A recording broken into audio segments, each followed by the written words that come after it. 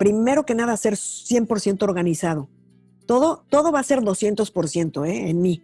200% organizado. 2, contrata, la voy a repetir porque ya la hemos hablado. Contrata a la mejor gente que haga el trabajo, pero que no sea complicada, que no complique el trabajo.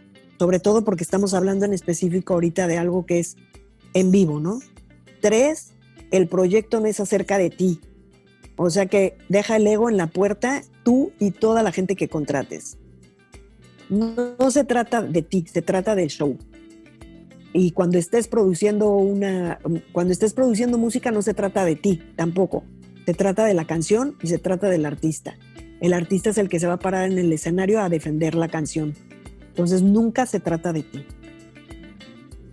Bienvenidos a 8000 kilómetros podcast. En este episodio tuvimos una invitada, Cristina Baró. Antes que nada, muchas gracias, Cristina, por haber aceptado nuestra invitación.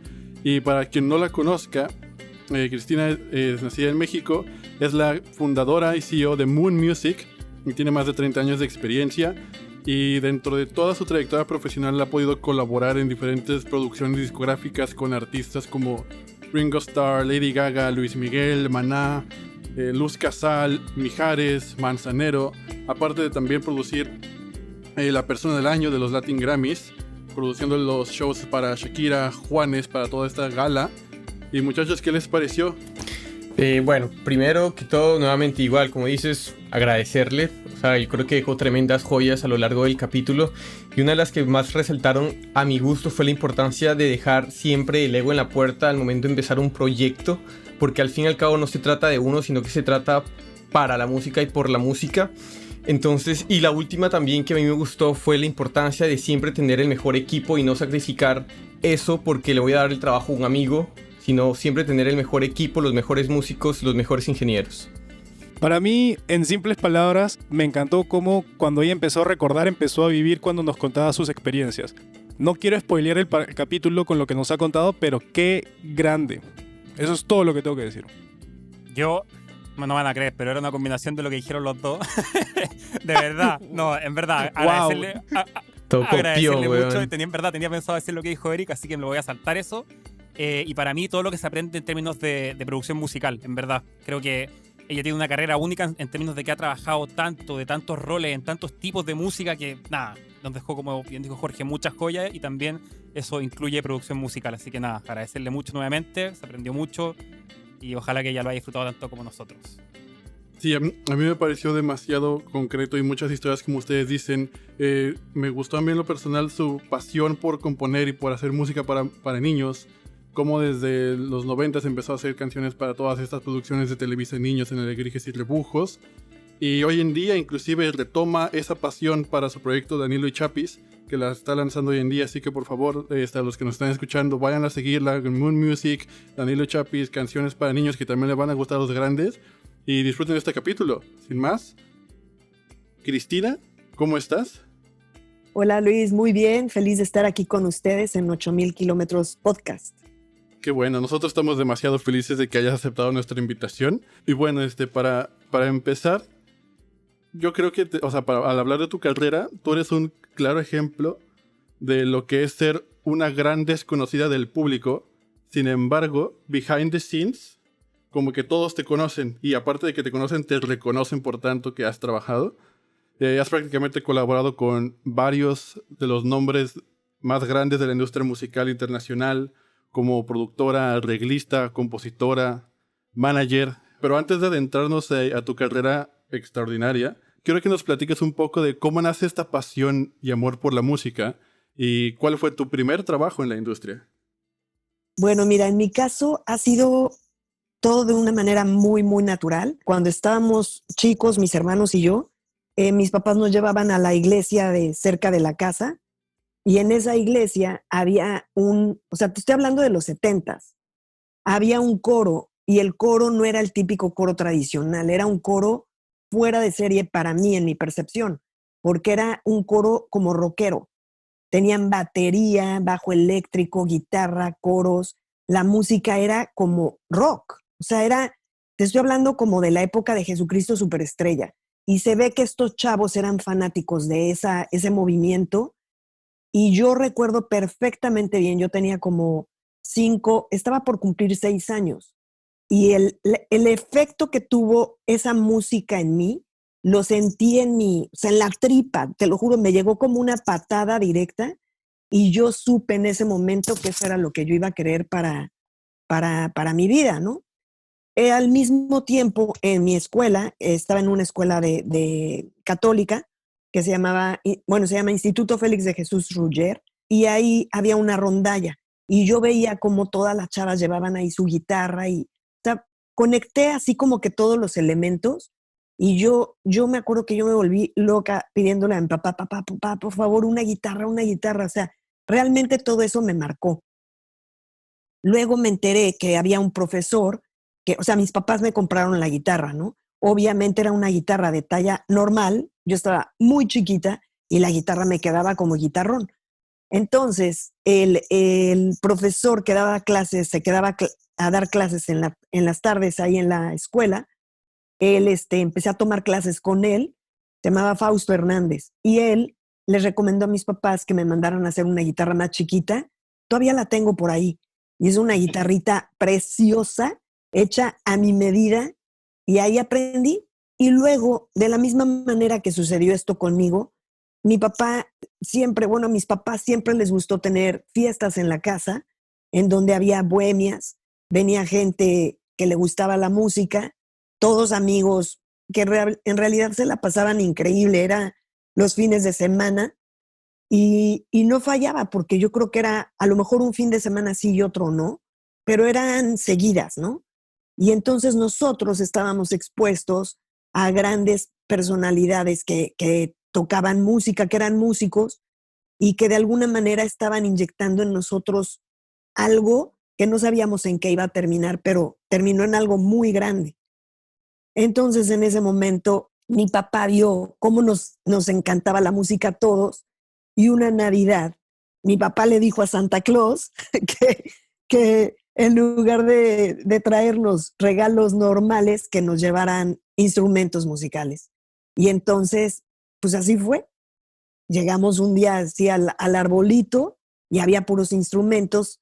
En ese momento, los instrumentos que escogió Santa Claus eran un poco demasiado elaborados, un violín y cosas así como complicadas.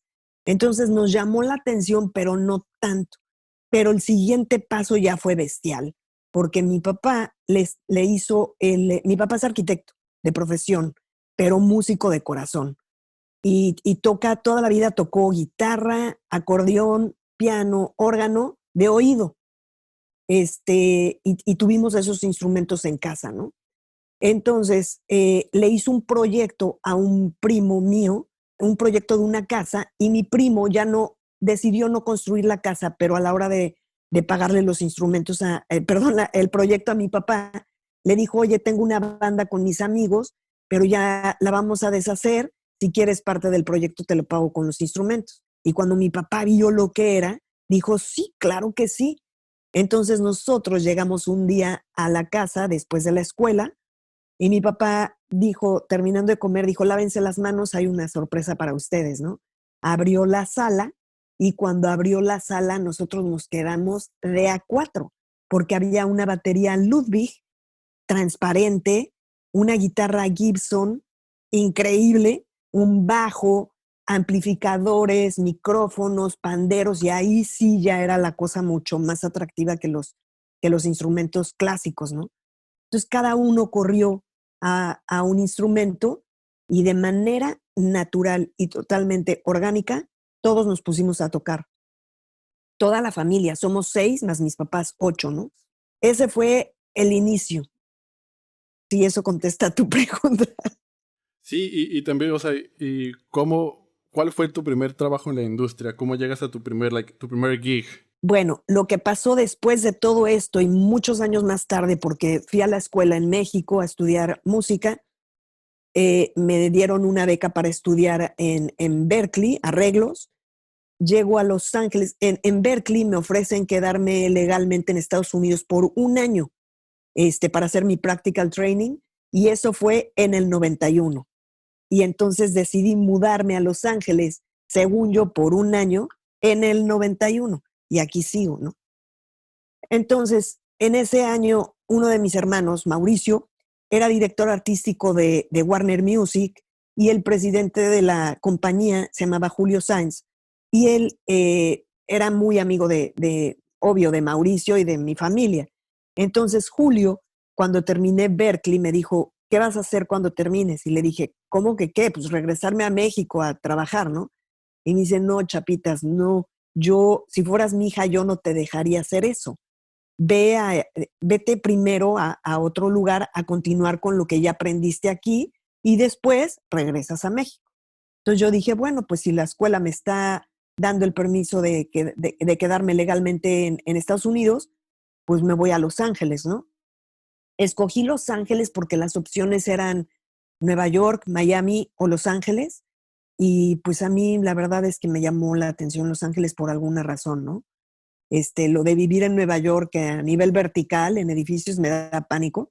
Y Miami pues no era muy atractivo para la industria, para mí. Entonces llegué aquí a Los Ángeles. En ese momento Warner tenía, para que se sitúen en el tiempo musical, Warner tenía el primer romance de Luis Miguel, tenían Café Tacuba con ayúdenme con los nombres, por favor. ¿Era el Re? ¿El disco del Re? Sí, tenían a Laureano Brizuela, estaban por firmar a Ilse y tenían a Alejandra Ábalos con Juan Carlos Calderón. Entonces, entre Mau y Julio vinieron aquí a Los Ángeles en el momento en el que yo me mudé, coincidimos en algún momento y me invitaban a acompañarlos para conocer a toda esta gente en los estudios de grabación, ¿no? Perdón, el disco de Café Tacuba lo estaba produciendo Santa Olaya. O sea, esa es la magnitud de lo que estaba sucediendo en ese momento cuando yo me mudé aquí, ¿no? Y entonces empecé a conocer a esta gente y cuando me presentaron a Juan Carlos Calderón, Juan Carlos pensaba que yo había sido asignada por parte de Warner para asistirlo a él en las producciones. Lo conozco, nos hacemos grandes amigos. Para mí, Juan Carlos, o sea, yo toda la vida lo admiré muchísimo. Para mí era un gran productor, arreglista, autor, y había seguido su carrera sin darme cuenta que toda la música que me había acompañado en mi juventud había sido compuesta por él, ¿no? Mocedades, Trigo Limpio, María Conchita Alonso. O sea, traía yo en mi hard drive interno una gran colección de canciones de Juan Carlos sin saber que todas esas eran de él, ¿no? Entonces Juan Carlos estaba en una reunión o estaba empezando el disco de Alejandra Ábalos y en ese momento me dice, me llama y me dice, ¿qué estás haciendo en casa? Tú tienes que estar aquí en el estudio. Y yo, ok. Entonces ahí voy al estudio, ¿no? Y entonces estaba grabando bajos con Abraham Laboriel. Luego me llama y me dice, tienes que venir al estudio, voy a grabar coros. Estaba Casey Porter, grandes cantantes de ese momento, ¿no? Terminé grabando coros en ese disco. Ese fue, sin querer, mi primer trabajo. Yo le dije, te están entendiendo otra nota, tú quieres que ellos canten esto y me dice, oye, métete a cantar, cántales, ayúdales y cántales esa nota, ¿no? Entonces, fue mi primer crédito en el disco de Alejandra Ábalos. Después, él me empezó a llamar y me decía, ¿puedes pasar por mí al estudio, al hotel para llevarme al estudio? Y yo, sí. Entonces, lo empecé a acompañar y sin querer fui asistente de él en esa producción. Terminando esa producción, me dijo, voy a regresar en un mes a hacer a producir el disco de Miriam Hernández. Necesito que me apoyes en toda la producción porque ya me volví adicto a ti, necesito que me apoyes, ¿no? Y yo, ok. Entonces, eso responde tus preguntas, ¿no? Empecé de una manera totalmente natural y sin darme cuenta que ya estaba trabajando. Obviamente, en el primer disco no tuvo una compensación económica, pero en el segundo disco ya fue una contratación a nivel formal, ¿no? Qué tremenda historia. Cristina, sí. Y yo le quería preguntar, bueno, vamos a entrar más creo en su carrera después, obviamente, pero en toda esta carrera tan multifacética que usted ha tenido, ¿qué cualidades han sido conocimientos, estuviste siempre presentes al momento tanto de iniciar tu carrera y que sigues recurriendo a ellos hasta hoy en día? Mira, yo creo que lo más importante y lo que me ha dado a mí la entrada a todo esto ha sido tener la mente abierta y no, ¿cómo te diré? O sea, tú vas, en mi caso, yo fui a Berkeley a estudiar arreglos. Si yo me hubiera enfocado únicamente en perseguir mi carrera como arreglista, tal vez seguiría esperándome ahorita a tener mi primera oportunidad, ¿no? Sin embargo, de la manera que sucedió, me fueron saliendo oportunidades de hacer diferentes cosas. Yo no me di cuenta que estaba aprendiendo diferentes áreas de la industria y el haber tenido la apertura a hacer esas cosas fueron las que me dieron todas las oportunidades, ¿no? En ese disco de Miriam Hernández, que ya fue la segunda vez que vino Juan Carlos, yo me había dado cuenta de las cosas de las que él se quejaba en el primer disco. Y habiendo yo estudiado arreglos, me daba cuenta yo las cosas que yo sentía que él necesitaba, que eran básicas y no las tenía y se quejaba, ¿no? Entonces, cuando él regresó a ese segundo disco, yo de manera también sin agenda ni nada, me fui a la tienda de donde se compraba el papel de scores, porque pues antes todo se hacía a mano, ¿no? Y me fui a la tienda a comprar papel de scores, lápices, le presté mi sacapuntas eléctrico, le llevé una goma para borrar. Él tenía rentado un keyboard en su habitación, pero no tenía speakers, ¿no? Le llevé mis speakers y ya. Y un día antes de que llegara él, o el día que llegaba él, en la mañana yo fui al hotel y le puse todo el setup ahí en la mesita de su habitación y él alucinó. No podía creer que me dijo que era la primera vez en toda la historia de su carrera que alguien atendía esos detalles que para él eran básicos y que necesitaba, ¿no? Entonces se convirtió como en una mancuerna, una simbiosis en la que yo estaba aprendiendo. Para mí era como la maestría de lo que acababa yo de terminar de estudiar de Berkeley, y para él yo era una persona que necesitaba porque empecé a atenderle en todo este tipo de detalles pues que él no había contado con ellos anteriormente, ¿no? Bueno, en esa producción él se enteró que yo había estudiado arreglos en Berkeley y me invitó a hacer un arreglo con él. Entonces ahí es un disco en el que tengo ya un crédito como arreglista y empiezo a asistirlo en toda la producción y empiezo a ver todo lo que sucedía en las producciones. Empiezo a aprender de él no solo como arreglista, sino como productor. Obviamente, pues, esto era una continuidad de aprender de él como autor, ¿no? Y empiezo a ver todas las cosas que él, cómo componía las letras, en qué se basaba para sus melodías. Me preguntaba, a ver, hija, ¿qué te gusta más, esto o esto? Y yo no podía creer, ¿no? Y las dos opciones te volaban la cabeza, o sea, fue de verdad impresionante. Viene el tercer disco con él y me llama y me dice, oye, viene Ricky Martin, vamos a hacer la producción con él, necesito que me ayudes, tal, y viene la misma secuencia de cosas, ¿no? Aquí hay dos momentos increíbles. Uno, me dice, la canción tal, no estoy muy seguro de la tonalidad para Ricky, entonces vamos a hacerla, por decirte, en re y en mi bemol. Y yo, ok. No era como ahora, que seleccionas todo y le haces transpose. O sea, lo tenías que hacer, por ahí tengo la tinta, la tengo ahí de recuerdo, ¿no? Lo hacías con pluma a mano y pluma de punto italiano y con tinta china. Y tenías que hacer todo, absolutamente todas las partituras una vez más en la nueva tonalidad, ¿no? Entonces, de verdad, fue bestial. Al final de este proyecto me dijo, ok, el próximo proyecto lo vamos a hacer en un mes, necesito que me hagas el presupuesto. Y yo, una vez más, contestando a tu pregunta, Max, en lugar de decirle, oye, no, yo no tengo ni idea cómo se hace eso, yo ya me había dado cuenta en ese momento cuál era la dinámica, porque ya había estado parcialmente en el disco de Alejandra, había estado full time en el disco de Miriam Hernández, full time, desde el día 1 hasta que se entregó el disco. y había estado en el de Ricky Martin. Entonces, ya me había dado cuenta cómo era toda la secuencia de todo. Y bueno, yo me hice mi formato. Nadie me enseñó, no había libros, no había nada. Mira, con decirte que a las máquinas, o sea, lo hice a máquina eléctrica. No había computadora, o yo no tenía computadora, porque costaba carísimo, ¿no? Entonces, hice el presupuesto en máquina eléctrica y pues yo pensé, ok, primero los materiales, ¿no? ¿Cuántas cintas de 2 pulgadas? Pues yo me fijé que se necesitaban tantas, cuestan tanto. Grabación, ¿no? ¿Qué cosas se necesitaban para la grabación? ¿Cuántos músicos? ¿Cuántas horas de estudio? El estudio que a él le gustaba, el ingeniero, cuánto cobra el ingeniero. Todo yo ya tenía conocimiento previo.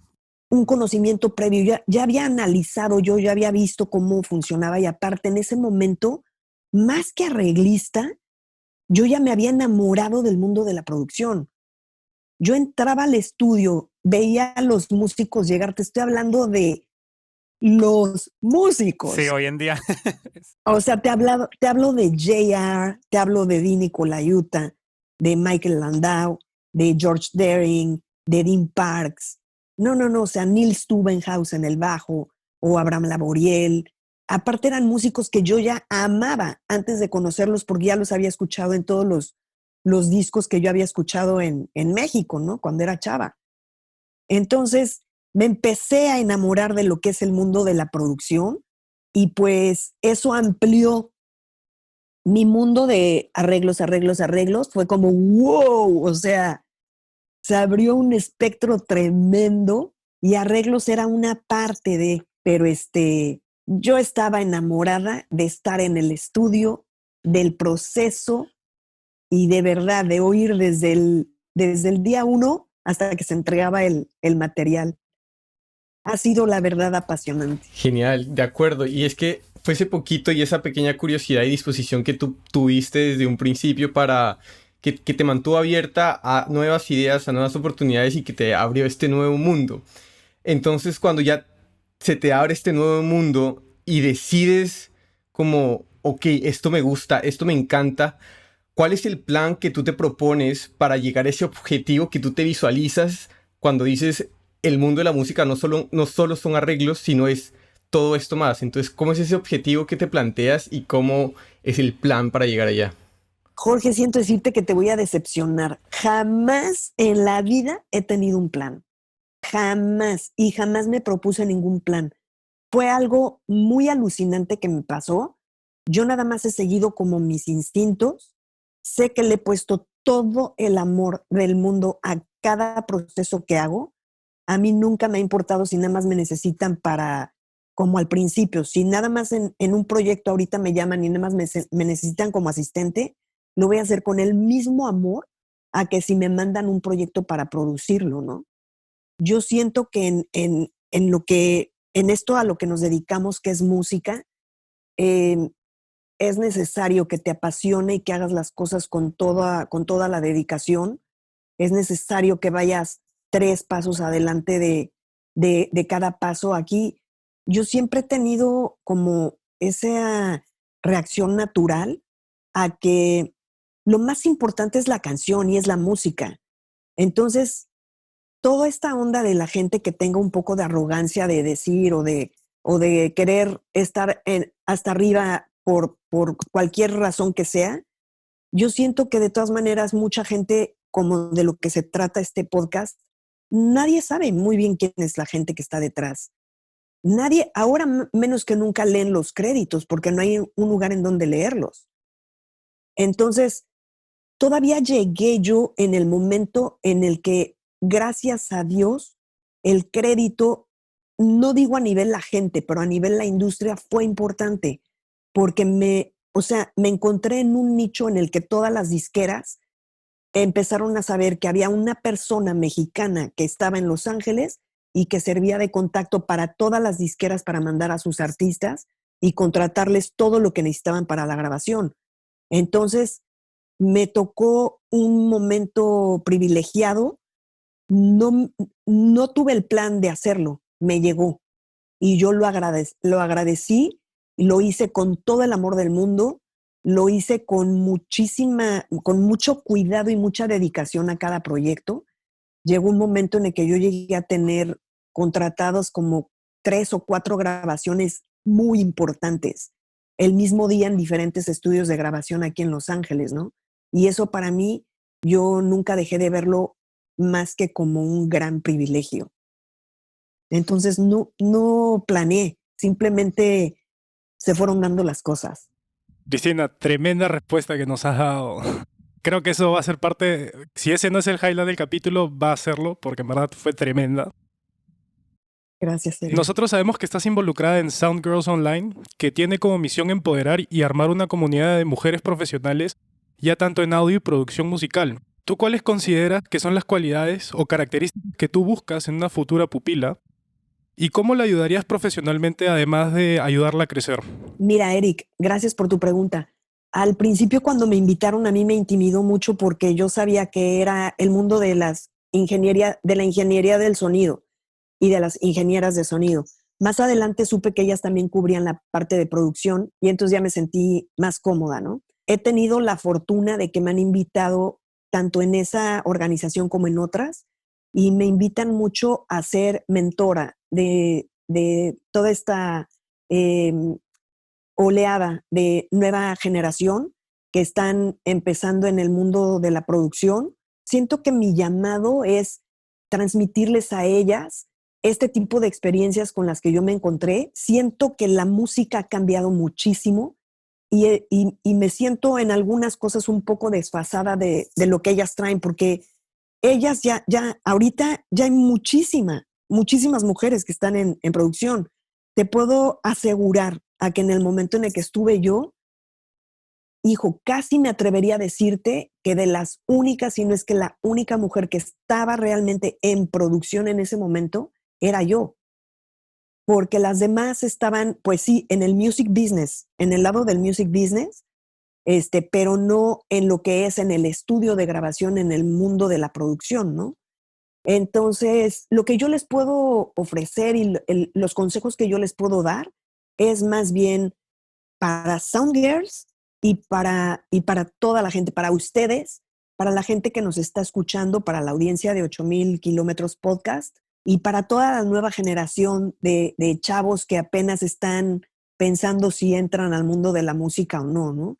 Yo sé que los que hemos caminado antes que ustedes y antes que tal vez el bloque anterior, que está entre ustedes y mi bloque, nos enriquecemos siempre de lo que hubo antes, ¿no? De la misma manera que a mí me enriqueció haber escuchado a grandes personas como Phil Ramón, Al Schmitt o, no sé, a los music moguls, ¿no? Que todavía existen ahorita y que han firmando a las grandes estrellas.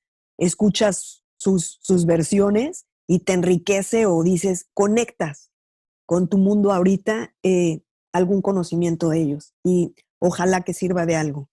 Sí, y justamente ahorita que estamos empezando a hablar y que nos platicas sobre los consejos y cómo las nuevas generaciones van como tomando impulso conforme va avanzando la industria, pasa algo en América Latina y es que a veces nos encontramos con un aspecto cultural en el cual si tú decides como perseguir una carrera en la industria de la música, ya sea como artista, como productor o algo así, aún se puede tener este estigma. Si estudias música, ¿por qué no mejor estudias otra que sí te va a dar de comer, como medicina o cosillas así?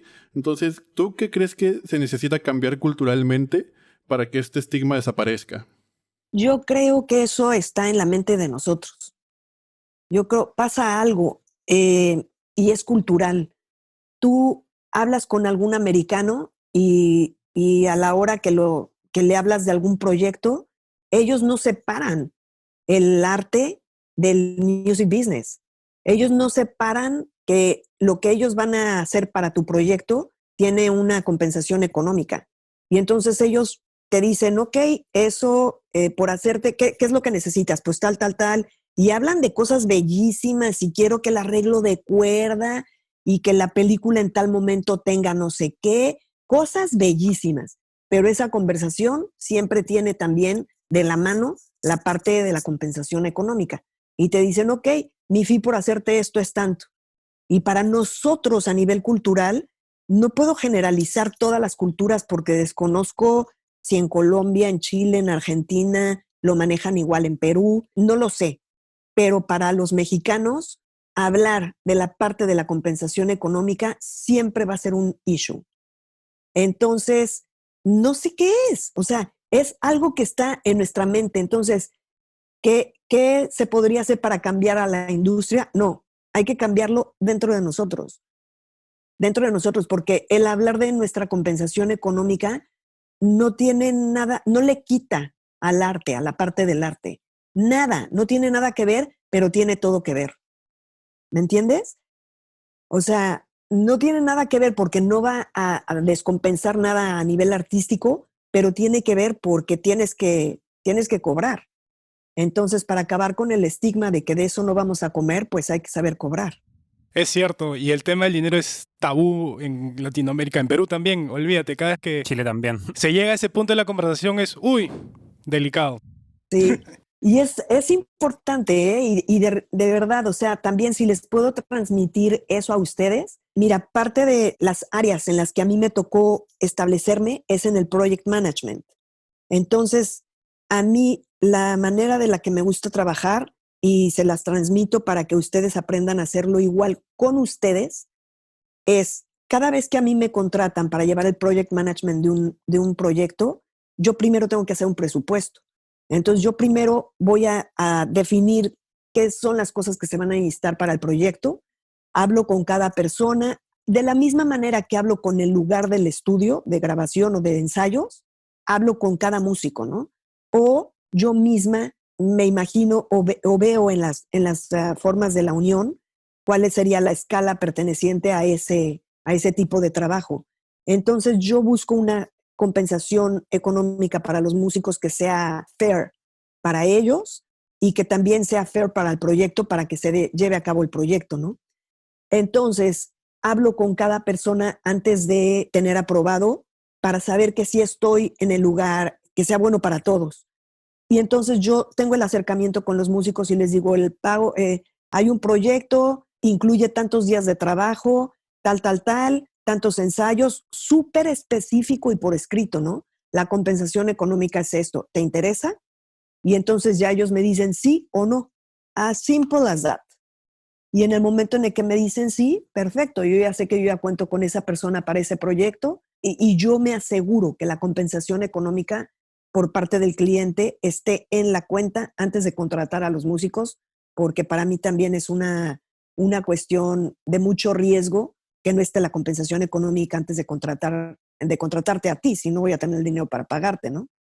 Entonces, la parte business tiene que ser tan impecable como la parte de música. De hecho, el día de ayer, la semana pasada, también tuvimos otra entrevista que hablábamos de que un músico, un artista o un compositor debe ser compensado de la manera correcta y que tiene que aprender también su valor. Muchos artistas, digamos, hoy en día ya saben cómo es su valor y saben cómo cobrar, pero digamos, aquellos que están empezando no saben y hay partes en la industria musical que a veces toman ventaja de esos pequeños desconocimientos. Mira, te tienes que poner las pilas y yo creo que ahora con social media, con internet, con tanto networking que existe a nivel todos los webcasts y todos los podcast, toda la información que hay en internet, hay 1000 maneras de cómo tú te puedes enterar, ok, la compensación económica para este tipo de actividades pues es esta. Me voy a ir primero leve, porque pues al principio, por más que alguien que lleva más tiempo que tú te diga, pues para este trabajo yo cobro tanto, pues no vas a poder cobrar lo mismo, ¿no? Ok, perfecto. Ya con eso hemos englobado bastante el tema de las compensaciones, que en verdad mucha gente no conoce. Queremos pasar a ver el tema de producción musical de alto nivel.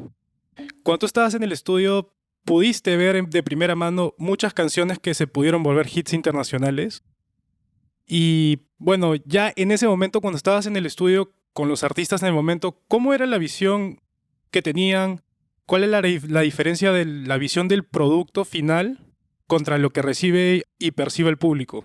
Mira, respondiendo a la primera, el primer comentario o pregunta que me hiciste, Eric, es que estando en el estudio, yo nada más te puedo decir que se me pusieron los pelos de punta muchísimas veces. Tú imagínate escuchar de primera mano el primer romance de Luis Miguel. Imagínate lo que era eso, ¿no? Estabas en el estudio, oías algún tema del disco, por ejemplo, de Ricky Martin o de Miriam Hernández. Les quiero comentar que tuve la oportunidad de estar en uno de los mejores discos de Maná, que es el de en donde ¿Dónde jugarán los niños? donde jugarán los niños, ¿no? Es mi álbum favorito de toda la vida.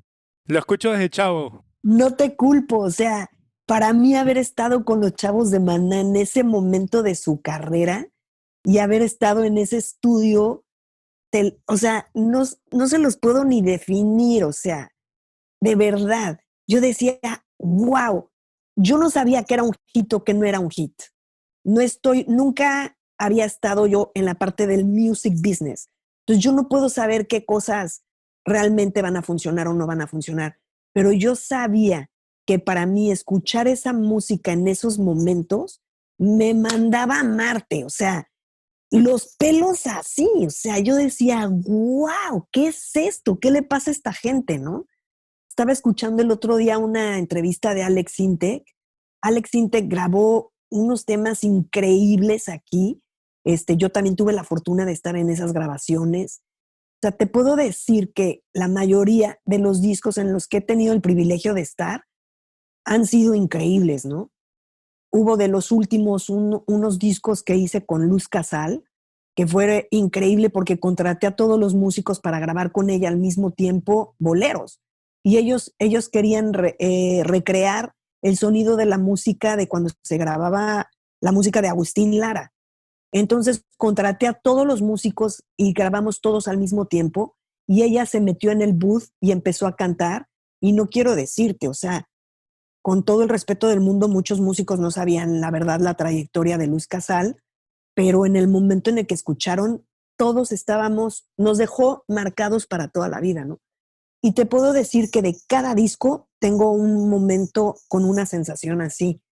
Entonces, es difícil en ese momento que está sucediendo, mi trabajo y mi función no era saber si iba a funcionar o no. Mi trabajo era que todas las partes estuvieran cumpliendo con su contratación para que la música, o sea, para crear un gran proyecto, ¿no? Entonces yo me sentía totalmente satisfecha porque eran momentos geniales, maravillosos, que nunca en la vida voy a olvidar.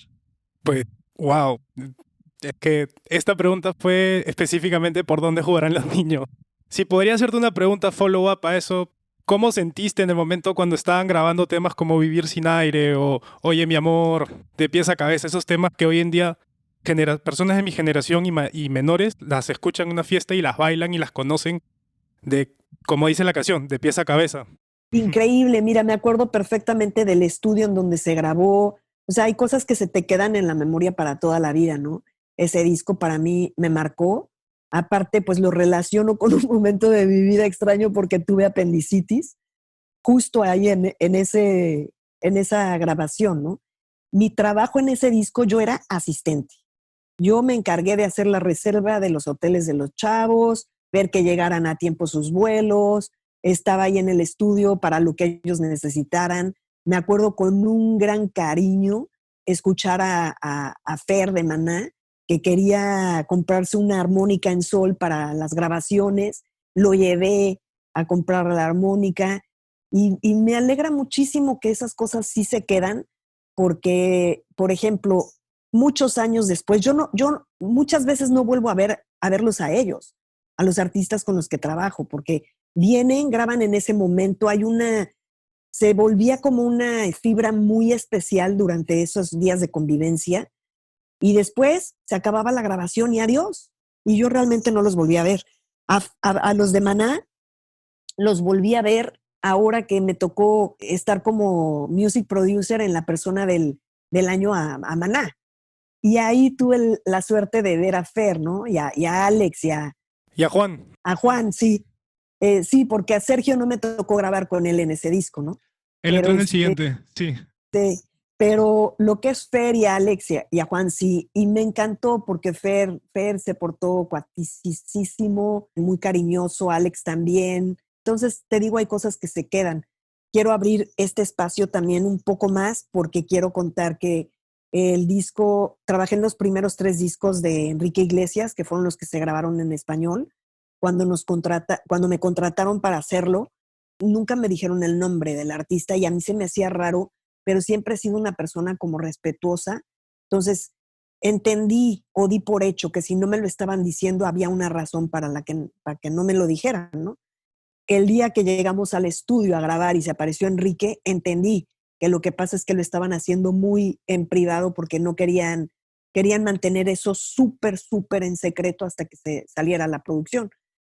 Y esos 3 discos fueron una experiencia también maravillosa con Enrique. Es un tipazo, la verdad. Enrique me veía fuera del estudio y me decía, ¿qué haces aquí? Tú tienes que estar adentro en el estudio conmigo. Y o sea, imagínate, yo mido 1,5 metros y él es altísimo. Y él me agarraba así, me llevaba al estudio. Y años después me lo encuentro en los pasillos también de los Latin Grammys. Y acto siguiente, o sea, nos saludamos así, ¿no? Y viendo a tanta gente, tú no te imaginas que en realidad la gente te va a acordar de ti o algo, ¿no? Al ratito llega la persona, la PR de él, y me dice, te está buscando Enrique, está en tal lugar que por favor vayas a verlo, ¿no? Y dije, qué chistoso, o sea, y fui ahí a saludarlo y cariñosísimo, ¿no? Entonces, bueno, son recuerdos padres, ¿no? La industria también ha cambiado muchísimo hoy en día en cuanto a producción y creo que esos momentos es más difícil vivirlos hoy en día incluso con la tecnología que tenemos, etcétera. Entonces, yo te quería preguntar, Cristina, en tu experiencia, ¿qué prácticas o qué cualidades tenía esa industria, tanto técnicas como de experiencia o lo que sea, que tú las rescatas en comparación a la industria que tenemos hoy, que donde tú mismo decías, o sea, si uno quiere hacer un transpose, uno hace un clic, es un transpose. Entonces, no sé, como todas esas cosas, ¿qué cosas tú rescatas o sigues usando, digamos, o prácticas? Me pones en un grave problema porque sí te puedo decir que yo amé esa industria. Le doy gracias a Dios de haber tenido la oportunidad de haber vivido todavía ese bloque que fue, en mi opinión, espectacular. Había una etiqueta de trabajo que yo nunca he visto algo así. Me imagino que se ha de hacer también en las películas o en otro tipo de trabajo de entretenimiento, que a lo mejor todavía se hace esa formalidad, ¿no? Pero lo que era el estudio de grabación era un templo. O sea, había, ¿cómo te diré? Era un respeto por el tiempo, porque los tiempos, o sea, era carísimo grabar. Entonces, tú imagínate que cada vez que yo contrataba a un músico, el costo del músico, las partituras, yo las hacía siempre con muchísimo cuidado porque un error te puede hacer perder tiempo, ¿no? Y el tiempo de grabación es carísimo porque es el estudio, es el músico, es el ingeniero, es la producción.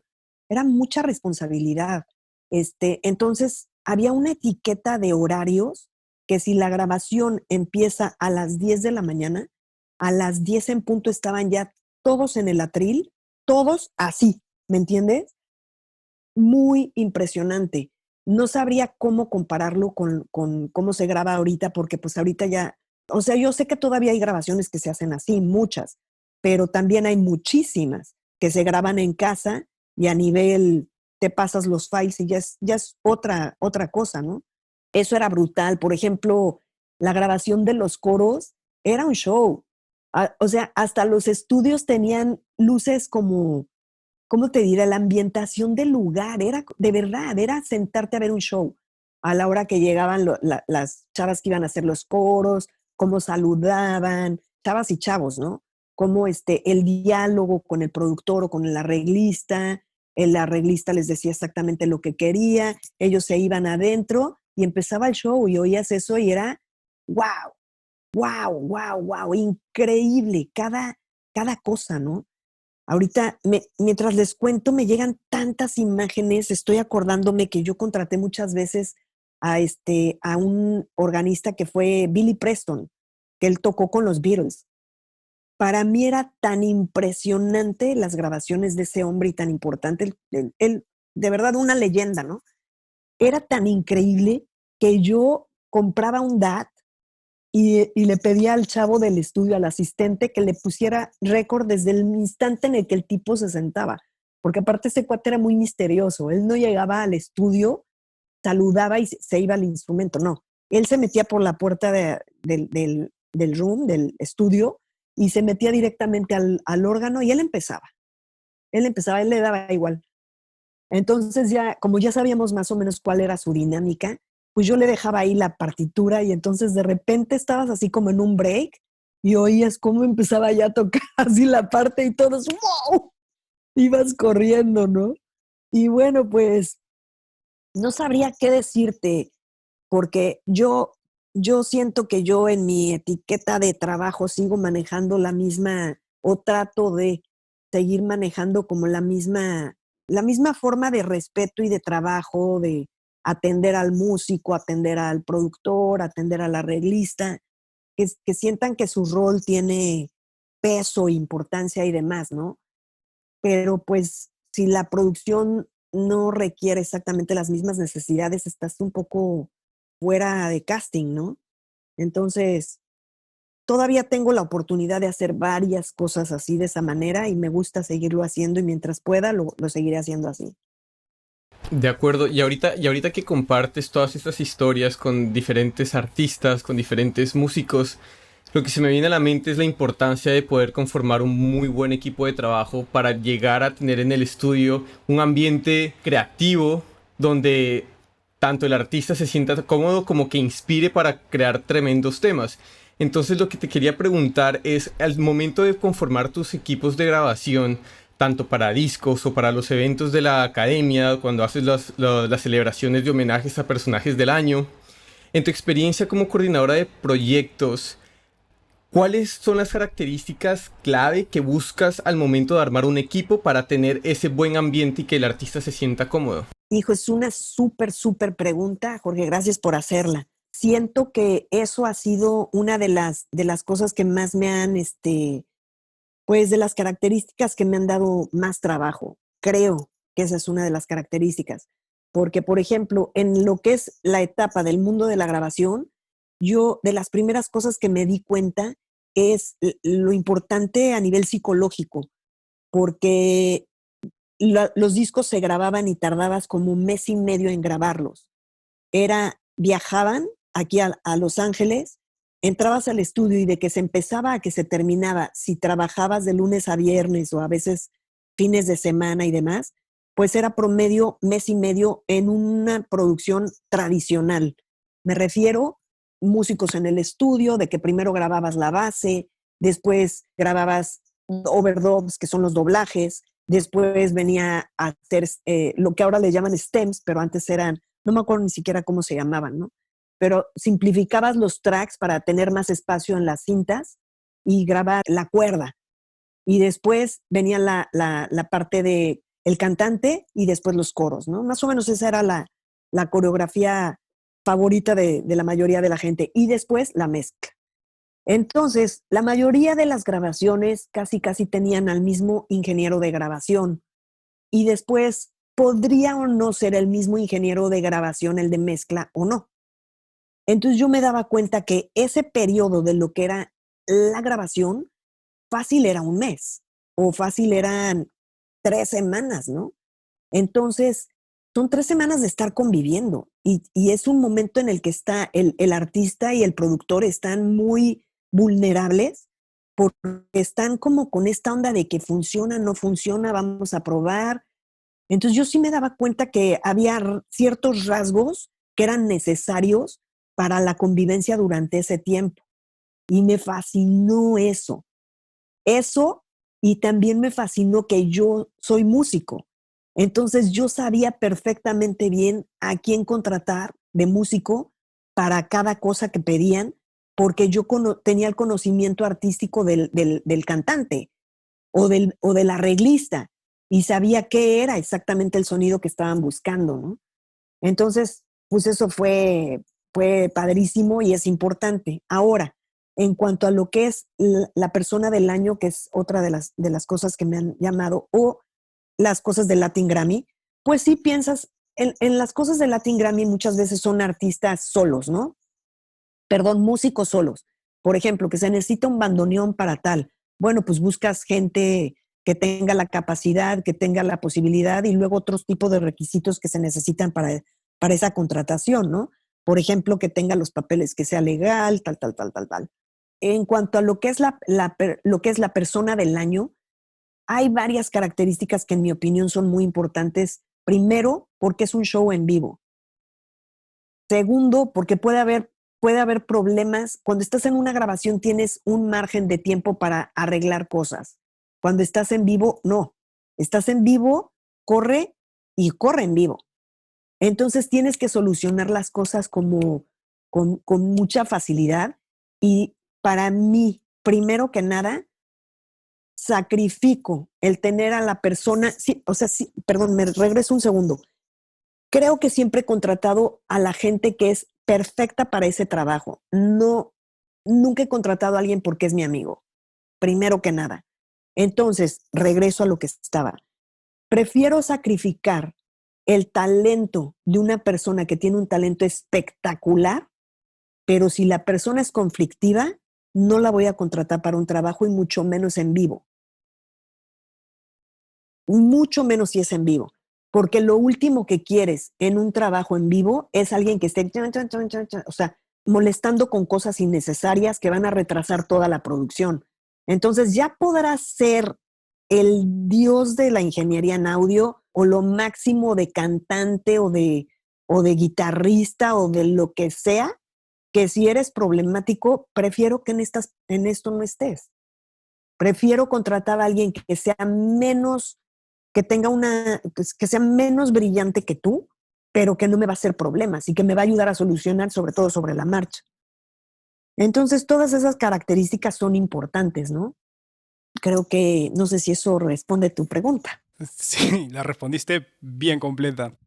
Y bueno, para tocar un tema de un artista más actual como Lady Gaga, tú participaste en la producción del álbum Born This Way como copista, preparación musical y librarian.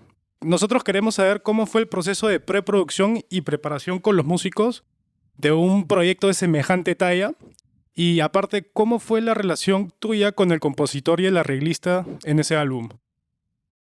Mira, fue una cosa padrísima, una experiencia increíble que nadie de los que participamos nos esperábamos y fue brutal, ¿no? Creo que acababa de pasar un cumpleaños de ella, me parece que esa es la raíz de esto, o a lo mejor no puedo estar equivocada, pero creo que hubo un mariachi que fue a cantar a su cumpleaños y entonces se les antojó integrar mariachi en la música que estaban grabando. Entonces hubo como 2 tracks para los que se necesitaba este tipo de contratación y entre un par de colegas que son Rafa Sardina y Cheche Alara y yo estuvimos colaborando en esta producción. Creo acordarme que eran dos números, dos tracks y se hizo la grabación. El compositor era el productor, era coautor de los temas. Él era también como el productor y él sabía muy bien las cosas que quería. Cheche hizo los arreglos. Por lo general, Cheche me pasaba los files, ahora sí eran files porque ahora ya estamos en otra época. Y a mí me tocaba pues formatear las partes y imprimirlas y contratar a los músicos que se requirieron para esa grabación. Y también hubo coros. Entonces también contraté a la gente para hacer los coros, ¿no? Entonces, bueno, pues parte del trabajo es estar ahí y una vez más, estar siempre, o sea, nuevamente, cuenta llegar a tiempo, tener las partes listas y preparadas, bien formateadas, y luego estar ahí pendiente de si el arreglista en mi caso o si el autor necesitaba algún cambio para hacer el cambio sobre la marcha. Entonces, cualquier cosa, alteración o algo, pues tienes que estar ahí presente para que se haga de una, ¿no? Hay una cosa que sí, en mi parte de copista, yo sé que mucha gente ahorita como que no le importa o no le da la importancia a lo que son las partes, ¿no? Porque ya nada más le haces print y te aparece la parte y pues la gente puede grabar, ¿no? En mi época, el trabajo era tan importante que tenías que, hasta en la parte de copista, tenías que pensar en la grabación y en el costo de la grabación, porque mientras mejor y más legible estuviera la parte, más rápido los músicos iban a poder interpretar, que no hubiera dudas, que estuviera bien hecha. En el momento en el que tú le haces print ahorita a una parte, pues no está pensada para la grabación, está pensada nada más a nivel mecánico en una computadora, que salga y ya está. Pero tú no te das cuenta si el salto de este compás de aquí abajo, el último de esta página, tiene relación con el primero, o si a lo mejor te conviene juntar estos dos compases en esta página y saltas después, que la lectura es más sencilla, ¿no? Ese es el trabajo del copista. Entonces, bueno, pues es una de las cosas en las que creo que antes había un poco más de cuidado en eso, o las personas que hicimos el trabajo con anterioridad seguimos teniendo esa mecánica de trabajo, que era la pregunta que me habías hecho, Max. De todas maneras, y de hecho tengo justo otra follow-up para Cristina, eso sí, arreglista. Porque para mí personalmente arreglos es como algo que es incluso muchas veces como overlooked, o sea, así como dado por hecho. Yo creo que de verdad lo creo que es una magia, o sea, que es importantísimo. Y a la vez es algo con lo que muchos músicos y productores struggle hoy en día, o sea, tienen problemas a la hora de hacer un buen arreglo. Entonces yo quería preguntarte ¿cuáles crees tú o qué consejos podrías dar a la hora de hacer un arreglo bueno, mágico, que haga sentido? Bueno, pues mira, para mí una gran lección ha sido lo que es la persona del año, porque se hacen arreglos de acuerdo a la persona que va a venir a interpretar el tema de la persona homenajeada, ¿no? O sea, tú has oído miles de veces los temas de Bosé. No quieres ir a esa cena a escuchar el arreglo original de Bosé, sino que la sorpresa o parte de la sorpresa es que alguien que no tiene nada que ver con Bosé va a interpretar ese tema para él.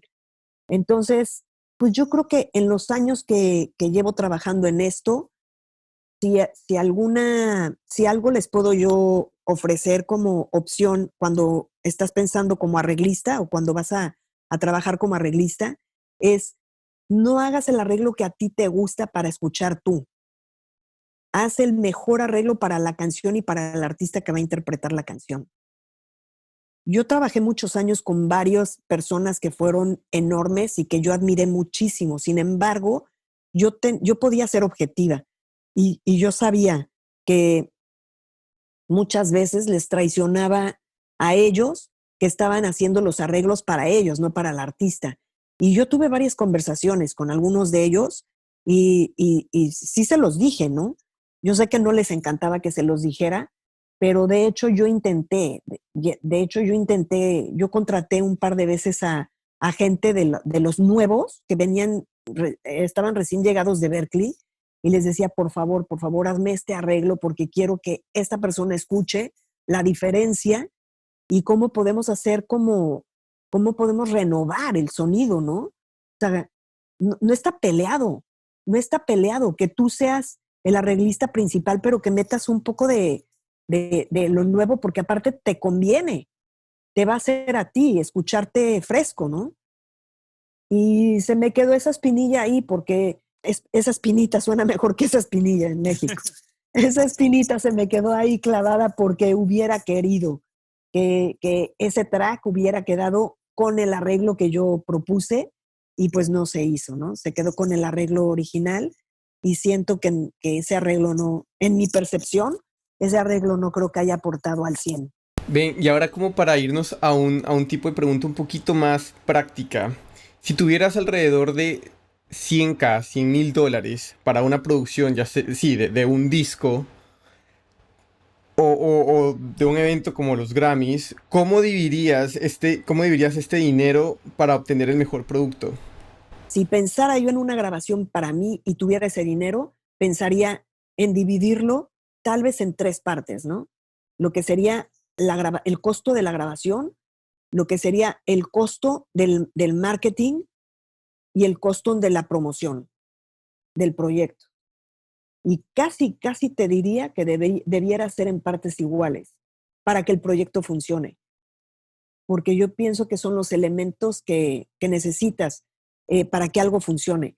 Yo tuve la fortuna de grabar mis discos todavía de la manera antigua en Ocean Way con el ingeniero que grabó a Cristina Aguilera, y el ingeniero que graba ahorita a Ringo Starr, y tuve la fortuna de haber contado con Liz Clark, el bajista de Phil Collins, el de la barba así, en mi disco, y los discos, o sea, suenan espectacular, y son los discos míos de mis canciones. El gran error que tuve es que yo no sabía que había un trabajo. Yo pensaba que mandé a maquilar los discos y yo pensaba que el tener el disco ya había llegado yo a la cima. Y no tenía yo ni idea que faltaba hacer todo un trabajo después de eso, que no hice en ese momento porque yo no lo sabía. Ahora lo sé, ¿no? Y que es el trabajo de la promoción del proyecto y el marketing, para que la gente se entere que hay un proyecto o un artista con estas cualidades que canta así, ¿no? Ahorita yo lo que veo es que hay muchas maneras de poder sacar los proyectos. El problema, o sea, es mucho más fácil hacer tu proyecto, tu propio proyecto, mucho más sencillo, y te gastas muchísimo menos dinero. El problema es sobresalir, porque ahora hay millones de proyectos. Entonces, ahora el arte más grande está en lo que es la promoción y el marketing.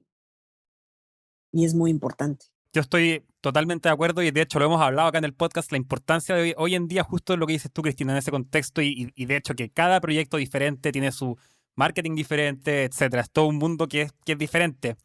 Y hemos hablado mucho hasta ahora de producción musical, entre comillas, normal, por así decirlo, lo que conocemos como mainstream, pero también hemos visto que tienes muchos créditos en música infantil y que hoy en día es algo que es un muy buen negocio, si se quiere, para muchos músicos, productores. Y queríamos preguntarte, en tu experiencia, ¿qué habilidades son las más importantes, crees tú, que debe tener un productor para realizar este tipo de música y cuáles son las mayores diferencias que hay con lo que conocemos hoy en día de un productor de mainstream? ¿Qué características crees que son esenciales? Mira, ahí pobre Luis, él conoce la historia de esa música y al pobre le debe haber taladrado los oídos durante muchos años de su vida. Pero ha llegado a hartos lados, ha llegado a Chile también, a Perú también, yo creo. Ay, qué hijo, Así que... mira, tocas otro tema que me apasiona de una manera impresionante y que me llena el corazón, o sea, me lleno de amor de saber esto, y les cuento por qué. Voy a tratar de ser lo más breve posible. Año 92 o 93, había habido en México una telenovela infantil que se llamaba Carrusel, y había un personaje de una maestra. Entonces, por azares de la vida, hicimos un proyecto con esa maestra, y el proyecto era todo un concepto, y se llamó El Club de Gaby. Entonces, hicimos el primer disco, fue un gran aprendizaje, nos dimos cuenta de que el mercado infantil estaba ávido de proyectos y no había más que alguna cosa por ahí para el mercado infantil, ¿no? Entonces, hicimos el segundo disco, y en el segundo disco ya compusimos más temas, porque el primero tiene como 2 temas originales y lo demás son covers. En el segundo disco lo hicimos al revés. Y entonces hicimos temas diseñados para el proyecto. Yo para ese momento ya estaba enamorada de hacer música para niños. Yo, de verdad, a mí me cambió la vida, ¿no? Entonces me enamoré de eso y tenía yo mucha pasión por hacerlo. Resulta que el segundo disco le fue igual de bien que al primero. Había conciertos en México en lugares que de noche pues eran lugares para gente mayor, o sea, no digo de otra cosa, sino que lugares en donde ibas a escuchar a Emanuel, a Luis Miguel, pero en el día lo arreglaban como para hacer el Club de Gaby, ¿no? Entonces se llenaba de niños. Y yo tuve la fortuna de haber estado en esos conciertos y haber visto a los niños y escuchado a los niños cantar mis canciones, y nuevamente me pasaba lo que me pasaba aquí en los estudios de grabación. Los pelos de punta, la emoción a tope, y yo, o sea, de verdad, increíble, ¿no? Entonces por alguna razón se termina lo que fue el Club de Gaby, concluye, y yo me quedo revolucionada. Yo me quedo como el hámster, todavía así como con mucho por andar, ¿no? Y entonces yo dije, ¿qué hago? O sea, yo tengo que hacer algo porque esto me encantó y acabo de encontrar lo que quiero hacer, ¿no? entonces desarrollo un proyecto que se llama Danilo y Chapis. Y entonces, esto fue ya, año 94. Desarrollo el proyecto y total me doy a la tarea de buscar cómo hacer el proyecto. Y ese proyecto nos lleva a Televisa Niños, antes de que se abriera Televisa Niños, y nos lleva a una productora que es una productora muy importante en México que se llama Rocío Campo. Y Rocío Campo le encanta el proyecto, pero tiene 2 proyectos para ese mercado. Y nos dice, me gustan muchísimo las canciones y me gusta mucho el proyecto, pero no lo puedo firmar porque ya tengo 2 proyectos firmados aquí en Televisa, pero dame tus canciones y compón canciones para mí. Entonces dijimos, ok, y le dije, te voy a hacer unas canciones más bonitas todavía. Yo lo que no quería era darle las canciones de Danilo y Chapis, porque para mí Danilo y Chapis, o sea, en ese momento yo sabía que no iban a ser, pero en algún momento iban a ser, ¿no? Entonces empezamos a componer canciones. Todo esto ya lo hago con Alejandro, mi hermano. Y entonces Ale y yo estuvimos, o sea, Ale se quedó como productor musical de Televisa Niños en México y yo desde Los Ángeles componía la música y se la mandaba. Les estoy hablando de época en la que por fin habían abierto lo que era AOL, América Online. Había internet, pero era de teléfono. Tardabas horas en mandar un audio, pero horas, al grado de que mi amigo Pablo, con quien soy coautora de muchísima de esta música, y yo, nos sentábamos a jugar juegos de mesa, en lo que se mandaba un file. Y aparte, ya veías la barrita que ya iba a llegar al final y de repente, error. Y tenías que volverlo a poner, ¿no? O sea, era horrible. Y mandar un FedEx costaba carísimo. Entonces, bueno, pues de todas maneras supimos cómo hacerlo. Empezamos a componer esa música. Primero Ale, mi hermano y yo, solamente yo hacía esa música, componía esa música. Y fueron 5 temporadas de Plaza Sésamo. Yo realmente ha sido una de las mejores etapas de mi vida. Me encantó hacer eso, ¿no? Terminamos Plaza Sésamo y entonces a Rocío Campo le dan la primera telenovela infantil, ella como productora. Y entonces hacemos El diario de Daniela. Y entonces Alejandro, mi hermano, se le ocurre toda la historia de la parte musical del diario de Daniela. Empezamos a producirlo como un disco, un soundtrack que sonó durante los meses que la novela estuvo al aire.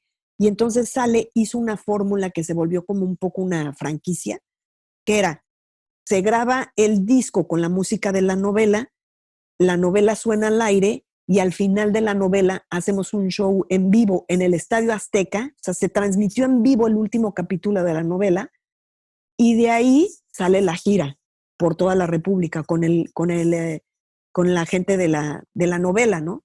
Entonces fue increíble, fue realmente increíble. No nos dábamos cuenta que nosotros estábamos haciendo la fórmula, la que se hizo aquí con High School Musical, porque era el mercado de teenagers que también estaba descuidado y que no había mucho para ellos y nosotros estábamos supliendo esa necesidad a nivel musical, ¿no? También lo iniciamos antes de que existiera lo de RBD.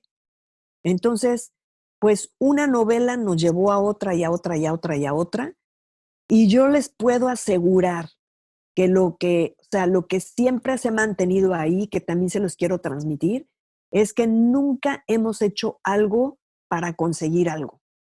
Siempre hemos hecho cada cosa que hemos hecho, cada proyecto, cada canción, por el amor a la música. O sea, realmente ponerle todo nuestra honestidad, ¿no? No sé, el respeto a la música, el respeto a los niños, el respeto a los papás, porque sabemos que cuando los chavitos se enganchan con algo de música van a estar escuchándolo mucho y los papás lo van a estar escuchando.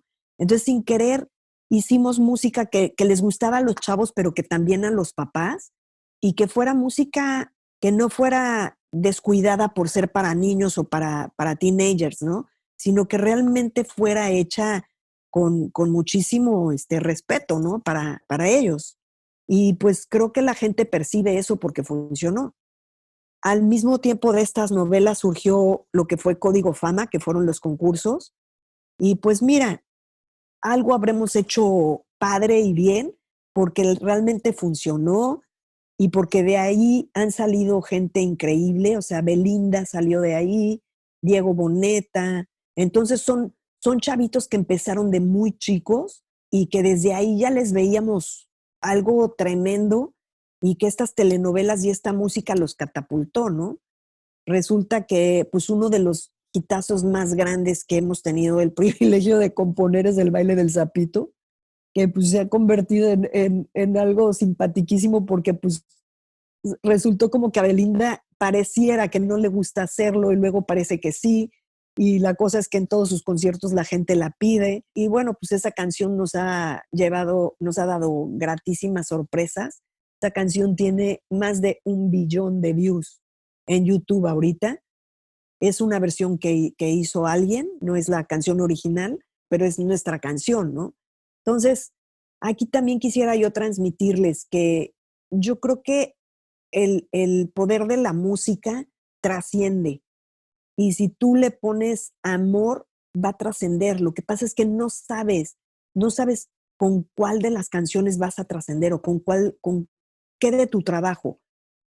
¿Cuál de tu trabajo es el que va a trascender? Entonces yo creo que por eso lo mínimo que podemos hacer es ponerle el mismo valor y el mismo cariño y la misma dedicación a todos los trabajos, ¿no? Para que te sientas orgulloso del que trascienda. Yo me siento orgullosísima y feliz de ser autora del Baile del Sapito. Tiene 2 acordes y son 2 triadas. Y mira que me fui a estudiar a Berkeley y aprendí una maravilla de acordes y de cosas, ¿no?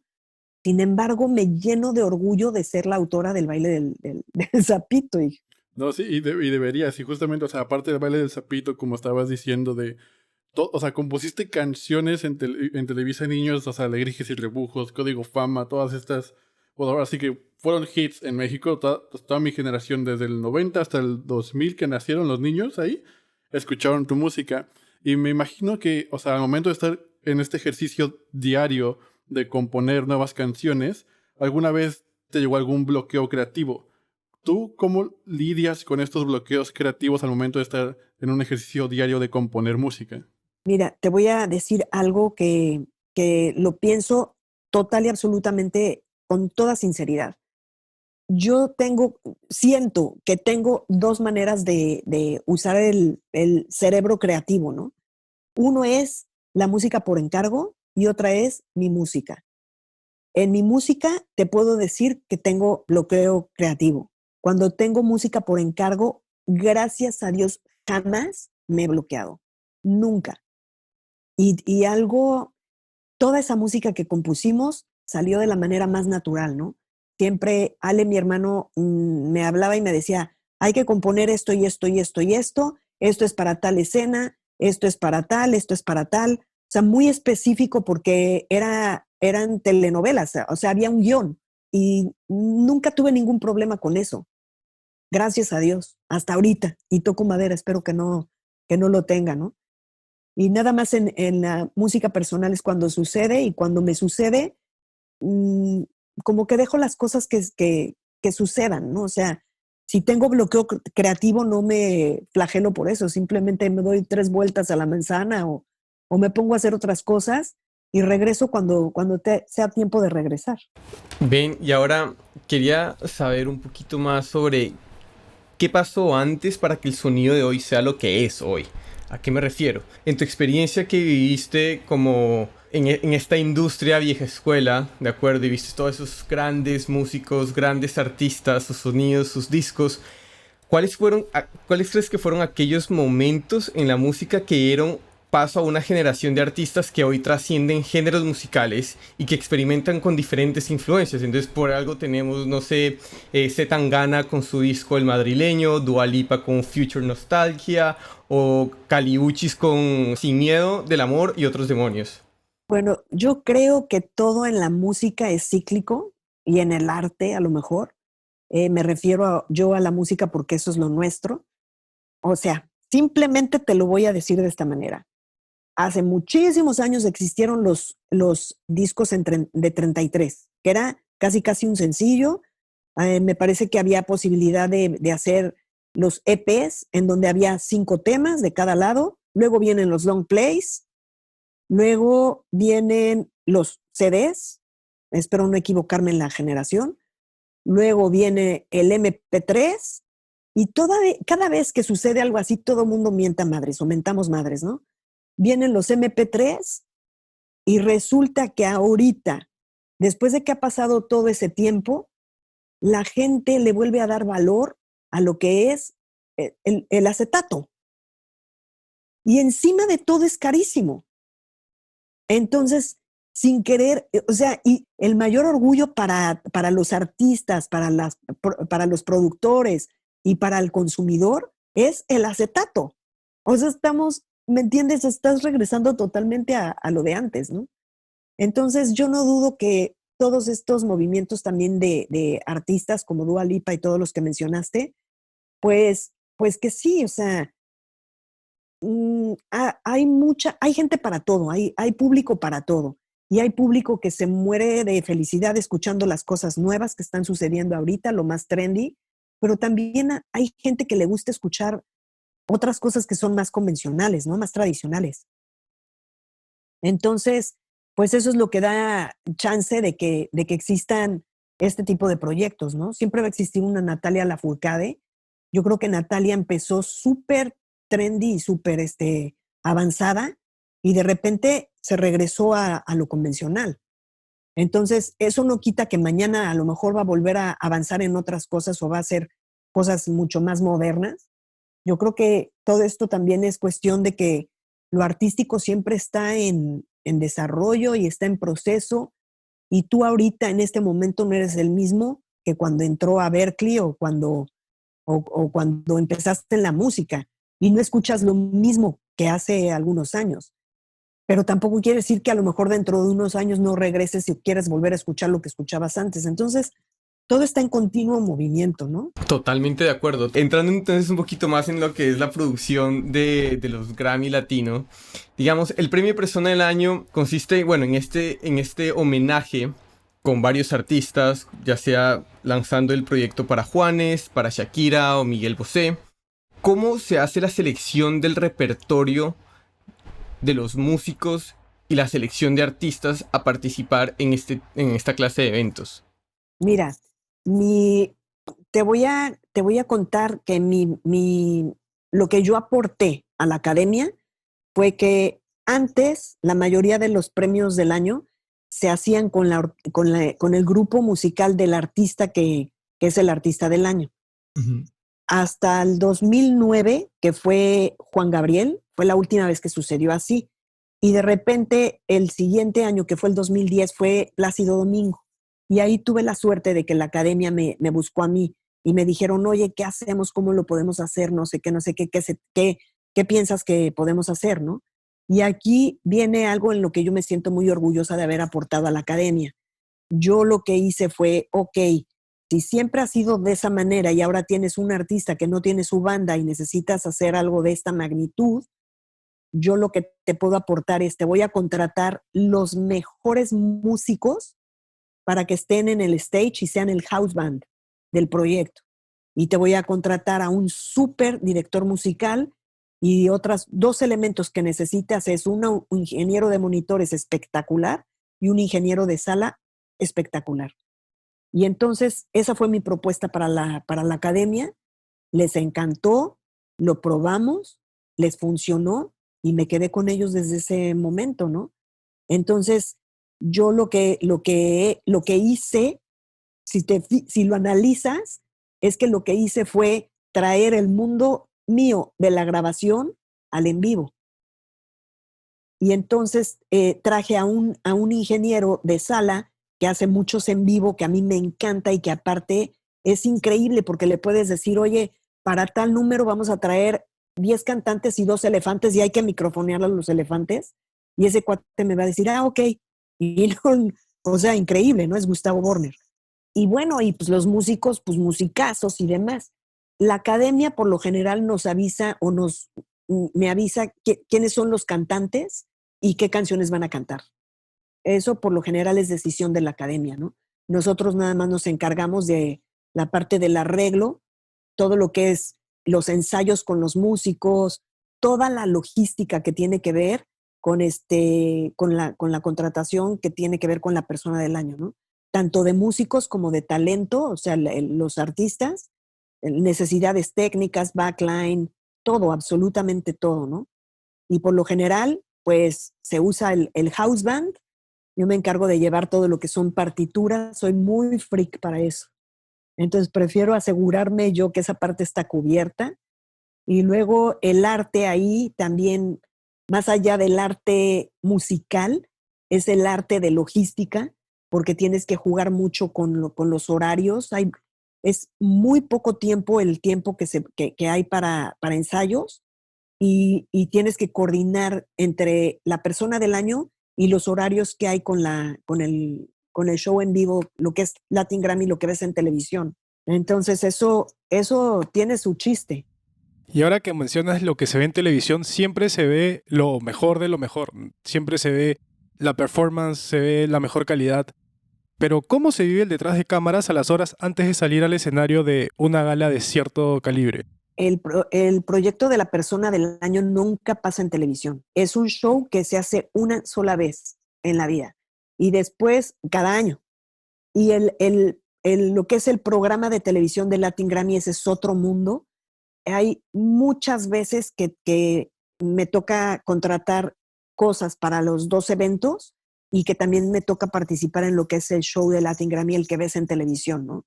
El behind the scenes es una locura, pero completamente bien coordinada. Cada año es como mejor y mejor y mejor. Lo que es la producción es bestial. A mí soy mega fan. Hay una persona que es el productor de los últimos años que se llama José Tillán y yo soy fan de lo que él hace. Amo todo lo que presenta, las gráficas, el stage design. ¡Wow! Es alucinante en qué cabeza cabe hacer algo así, ¿no?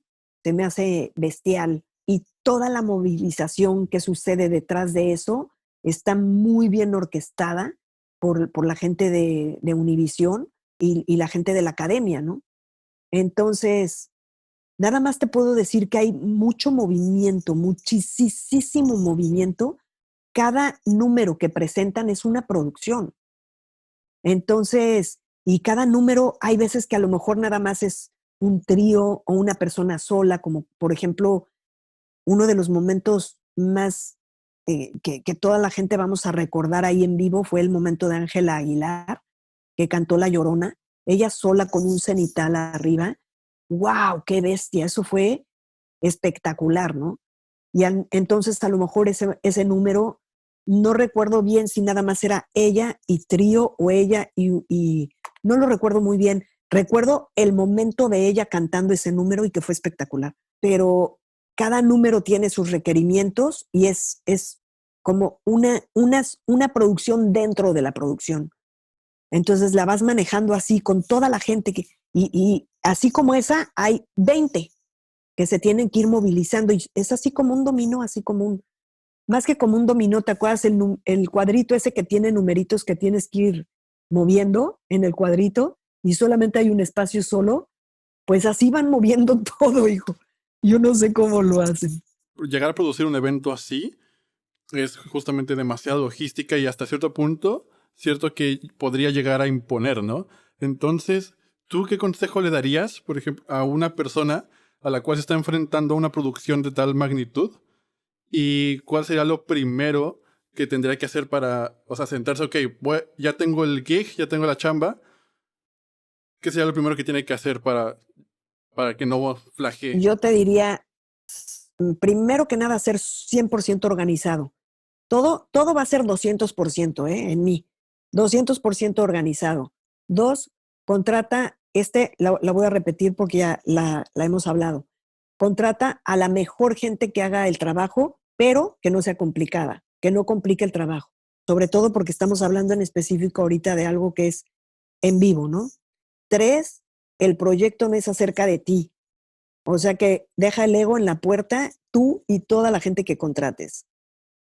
No se trata de ti, se trata del show. Y cuando estés produciendo música no se trata de ti tampoco. Se trata de la canción y se trata del artista. El artista es el que se va a parar en el escenario a defender la canción. Entonces nunca se trata de ti. Y luego, ¿qué más? ¿Qué otro? Nada, organizado y sé súper cumplido con la parte de sé impecable con tu trabajo. Sé impecable. Ese es así como on top.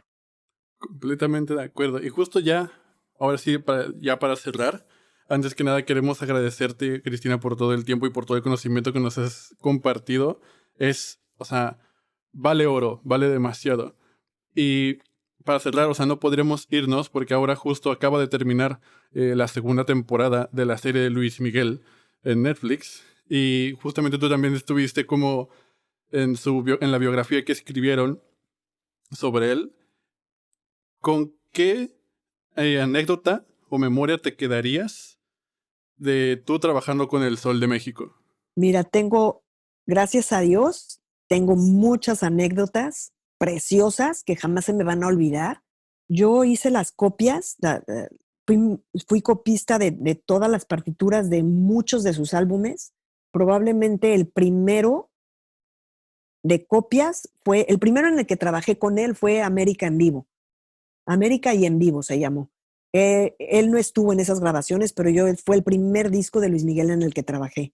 Contraté a los coros y aparte creo que también canté coros ahí. Luego, con él, estando él, bueno, en el primer romance tuve la oportunidad de ir a esa grabación, pero no estaba yo trabajando ahí. Tuve la oportunidad de visitar ese estudio varias veces y fue espectacular.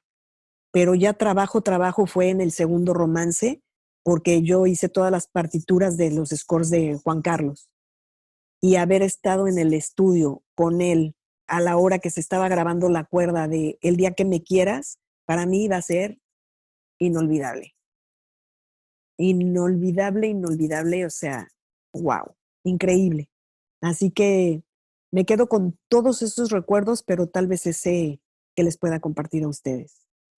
Qué padre. Bueno, y ya, Cristina, muchas gracias otra vez y tus redes sociales para que la gente te siga, para que veas tus proyectos que estás sacando, tu propia empresa. Gracias.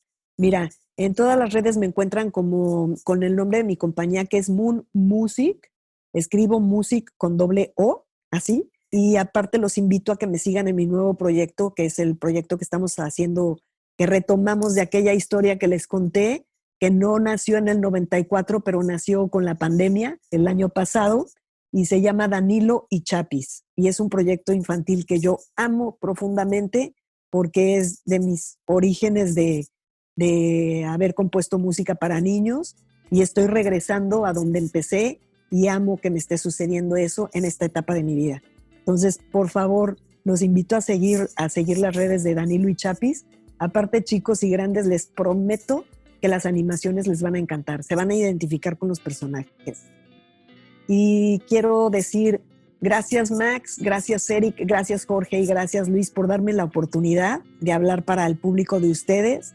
Gracias de verdad por la invitación, por escucharme, por hacerme pues todas estas preguntas que me hacen revivir cosas tan increíbles.